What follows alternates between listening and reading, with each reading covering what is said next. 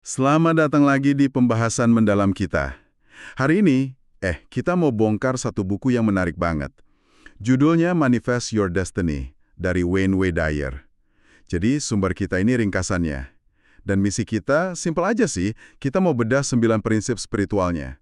Tapi ini bukan sekedar soal mikir positif ya kan? Kita mau coba gali. Apa ya mekanisme spiritual di baliknya? Oke, kita bedah langsung ya. Ada satu konsep pembuka yang, jujur aja, langsung bikin saya berhenti bentar. Dyer bilang, Anda itu bukan organisme di dalam sebuah lingkungan. Anda itu environ organism. Tunggu. Apa maksudnya? Kita ini nyatu sama lingkungan. Nah, kita bakal sampai ke sana. Tapi pertama-tama, kita harus mulai dari fondasinya dulu. Sebelum kita bisa narik apapun ke hidup kita harus paham dulu, sebenarnya kita ini siapa sih? Sumber kita bilang kuncinya ada di diri tertinggi atau higher self. Betul. Nah, ini langsung nyambung ke prinsip pertamanya, menjadi sadar akan diri tertinggi Anda. Jadi, buat gampangnya ya, sumber ini pakai kerangka dari Carl Jung tentang 4 tahap perkembangan orang dewasa. Tahap pertama itu atlet. Atlet. Iya, atlet. Di sini identitas kita itu ya tubuh kita. Penampilan, kekuatan, kemampuan fisik. Jadi nilai diri kita itu ya, bergantung banget sama pujian atau validasi dari luar. Kedengarannya kayak masa remaja atau awal 20-an gitu ya, di mana fisik dan apa yang bisa kita lakuin itu jadi segalanya. Bisa dibilang gitu. Nah, abis itu kita gerak ke tahap kedua, prajurit. Oke. Nah, di sini nih, ego mulai ngambil alih. Dorongannya itu buat menaklukkan, buat kompetisi, buat ngebuktiin kalau dia lebih unggul dari yang lain. Isinya cemas, banding-bandingin diri, terus ngejar status nomor 1. Oke, ini poin menarik. Jadi, apakah ini berarti orang di tahap prajurit itu secara teknis nggak bisa bermanifestasi? Atau mungkin manifestasi mereka cuma sebatas hal-hal yang hubungannya sama ego, kayak ngalahin saingan, yang ujung-ujungnya mungkin nggak bikin tenang? Pertanyaan bagus banget. Menurut logikanya Dyer ya, seorang prajurit itu bisa bermanifestasi. Tapi, manifestasinya itu bakal selalu diwarnain sama energi kompetisi dan rasa kurang. Mungkin dia berhasil dapat mobil lebih mewah dari tetangga, tapi rasa puasnya itu cuma sebentar. Sebelum dia nyari target baru buat dikalahin. Energinya tuh keperangkap di perjuangan, bukan di kelimpahan. Prosesnya jadi lebih capek. Masuk akal. Jadi manifestasinya nggak bersih gitu ya, masih ada kotoran egonya. Oke. Terus, setelah prajurit? Selanjutnya tahap negarawan. Nah, ini pergeseran besar. Fokusnya bukan lagi saya, tapi geser ke gimana saya bisa melayani orang lain. Keinginan buat menaklukkan itu mereda, diganti sama dorongan buat berkontribusi. Di sini, kedamaian batin mulai tumbuh. Dan puncaknya, tahap roh. Nah, di tahap ini, kita akhirnya sadar, ternyata gue bukan cuma badan ini. Kita ini sebenarnya makhluk spiritual, energi, yang nggak punya batasan fisik sama sekali. Disinilah kita sadar akan koneksi universal dan peran kita sebagai co-creator realitas kita. Ini, perubahannya radikal banget ya. Dari apa yang bisa saya lakukan, jadi siapa saya sebenarnya. Dan ini nyambung lagi ke konsep aneh tadi, environ organism. Nah, tepat sekali. Ini adalah prinsip kedua dan ketiga yang sebenarnya saling nyambung. Kita bukan organisme di dalam lingkungan, kita adalah lingkungan itu sendiri. Sumber ini ngasih analogi ombak di lautan. Ada puncak sama lembah. Kelihatannya beda kan? Bahkan berlawanan. Tapi dua-duanya itu ya bagian dari lautan yang sama. Mereka nggak kepisah. Nah, gitu juga kita sama alam semesta. Tunggu. Jadi ini bukan kayak saya di sini dan pohon di luar sana. Ini lebih kayak saya adalah sel di dalam satu tubuh raksasa yang sama dengan pohon itu. Apa yang saya pikirin dan rasain itu ngaruh ke pohon. Dan sebaliknya, karena kita bagian dari sistem energi yang sama. Gitu kah? Anda nangkap esensinya dengan sempurna. Itu kan pemikiran yang radikal kan?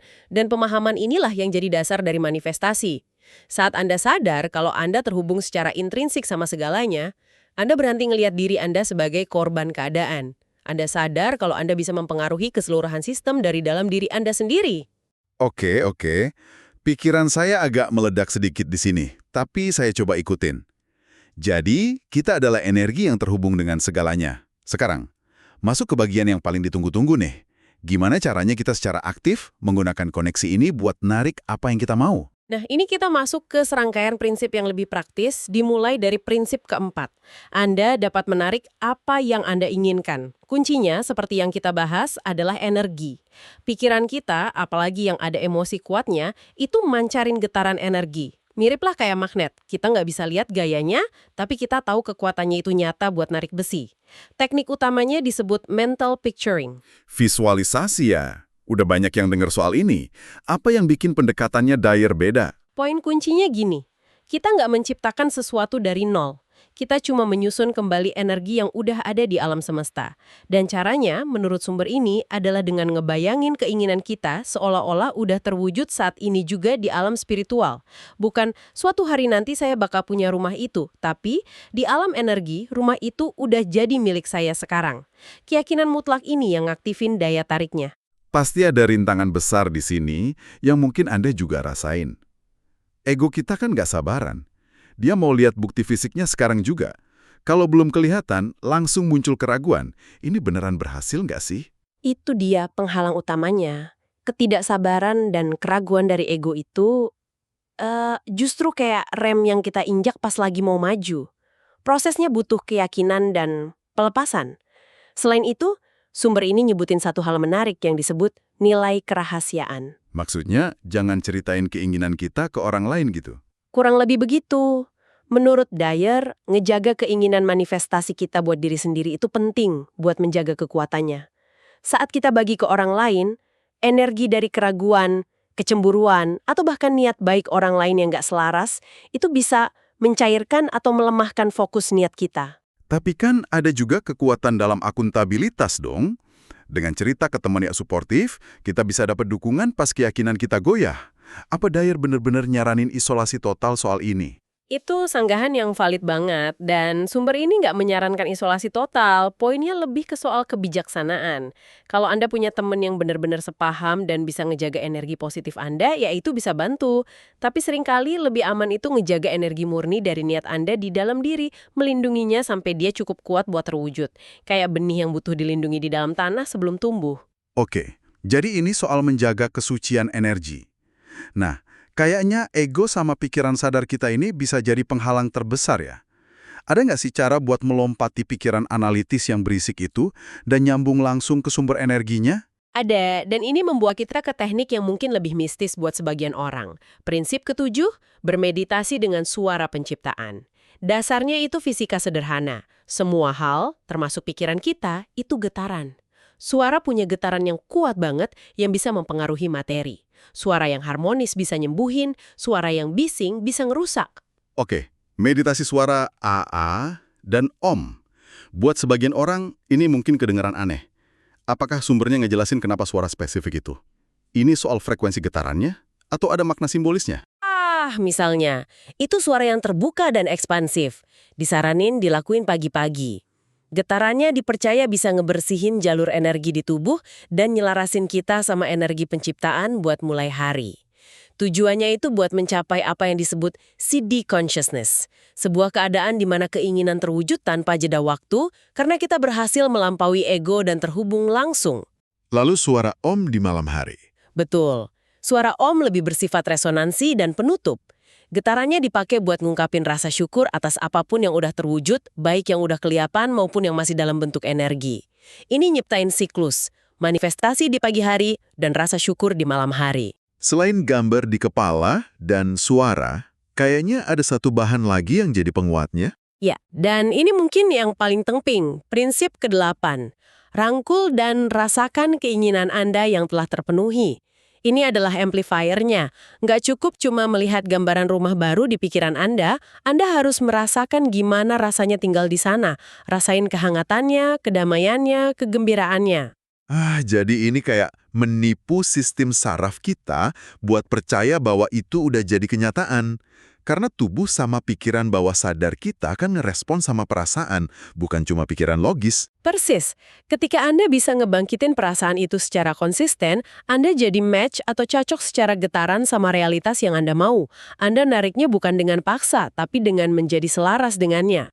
Semua alat ini canggih, tapi rasanya ada satu tembok besar yang sering kita hadapi, nggak peduli sekeras apa kita visualisasi atau meditasi, yaitu suara kecil di kepala yang bilang, saya nggak pantas dapat ini. Anda baru aja nyentuh inti dari semua penghalang. Prinsip kelima, menghormati kelayakan Anda untuk menerima. Menurut sumber ini, inilah rintangan terbesar. Banyak dari kita yang secara nggak sadar percaya kalau kita nggak layak nerima kelimpahan. Atau bahwa nginginin hal-hal materi itu egois dan nggak spiritual. Jadi, gimana cara kita ngebangun rasa layak ini? Apalagi kalau kita punya luka masa lalu yang terus ngebisikin sebaliknya. Sumber ini ngasih beberapa langkah praktis. Lakuin apa yang Anda suka buat nyambung lagi sama semangat Anda. Singkirkan negativitas. Dan secara sadar, ganti dengan optimisme dan syukur. Lakukan perawatan diri, kayak meditasi atau jalan-jalan di alam. Kelilingi diri Anda dengan keindahan. Dan yang paling penting, bingkai ulang luka masa lalu. Lihat trauma bukan sebagai label yang nentuin nilai diri Anda, tapi sebagai pelajaran yang ngasih Anda kekuatan. Tapi gimana sama orang yang situasinya sulit banget? Misalnya kehimpit masalah ekonomi atau tinggal di lingkungan yang nggak mendukung. Saran kayak kelilingi diri dengan keindahan mungkin kedengeran mustahil. Apa sumber ini ngebahas realitas yang lebih sulit ini? Ini poin kritis. Dan syukurlah sumber ini nyinggung soal itu. Disebutkan bahwa meskipun idenya Dyer ini sangat memberdayakan, kita harus nyeimbanginnya dengan pengakuan bahwa faktor eksternal, kayak status sosial ekonomi, atau trauma sistemik, itu punya peran yang signifikan. Jadi ini bukan tentang nyalain korban, namun fokus Dyer itu pada apa yang bisa kita kontrol, yaitu dunia batin kita. Bahkan dalam situasi tersulit pun, ngubah pola pikir dari nggak layak, jadi layak, itu adalah langkah pertama yang paling kuat. Itu poin yang penting buat keseimbangan. Jadi, di tengah semua tantangan dan rintangan batin ini, ada nggak sih satu kekuatan pamungkas yang bisa melarutkan semuanya? Kunci masternya gitu. Ada dua sebenarnya. Yang pertama itu prinsip keenam, terhubung dengan sumber ilahi melalui cinta tanpa syarat. Ini digambarin sebagai energi terkuat di alam semesta. Saat kita beroperasi dari energi cinta memberi tanpa pamrih, ngelihat kebaikan dalam diri sendiri dan orang lain, kita nyelaraskan diri kita sama frekuensi tertinggi. Cinta tanpa syarat itu pelarut utama buat rasa takut, ragu, dan perasaan nggak layak. Ego nggak bisa bertahan dalam getaran cinta. Dan yang kedua? Yang kedua adalah prinsip ke-9 yang jadi penutup sempurna. Hargai dan syukuri semua yang Anda miliki. Ini bukan sekedar ngucap terima kasih, ini adalah keadaan menjadi rasa syukur. Saat kita fokus sama apa yang udah kita punya, sekecil apapun itu, kita ngirim sinyal kelimpahan ke alam semesta. Alam semesta lalu ngerespons dengan ngasih lebih banyak hal untuk disyukuri. Rasa syukur itu magnet buat kelimpahan, sementara keluhan itu magnet buat kekurangan. Jadi, mari kita rekap perjalanan ini. Menurut sumber ini, manifestasi itu bukan soal sihir atau angan-angan kosong. Ini adalah praktek spiritual yang mulai dari fondasi pemahaman diri kita yang sejati sebagai environment organism yang nyambung sama segalanya. Lalu kita pakai alat kayak visualisasi, suara, dan yang paling penting, perasaan. Tapi semua itu nggak bakal berhasil kalau kita nggak ngatasin penghalang utama, yaitu rasa nggak layak. Dan akhirnya, kunci master yang ngebuka semua pintu adalah beroperasi dari cinta tanpa syarat dan rasa syukur yang mendalam. Rangkuman yang komprehensif banget. Dan mungkin sebagai penutup ya, ada satu pertanyaan provokatif yang bisa Anda bawa pulang buat direnungkan. Setelah dengar semua ini, coba perhatiin sejenak. Di mana frekuensi energi Anda dominan hari ini? Apakah Anda lebih banyak beroperasi dari getaran prajurit yang cemas dan selalu membandingkan, atau dari getaran roh yang tenang dan tahu bahwa semuanya udah tersedia untuk Anda? Mungkin pada akhirnya, manifestasi itu bukan tentang menarik sesuatu dari luar ke dalam. Mungkin ini tentang menjadi getaran dari apa yang sebenarnya udah jadi milik Anda di alam energi dan membiarkannya muncul di realitas fisik Anda.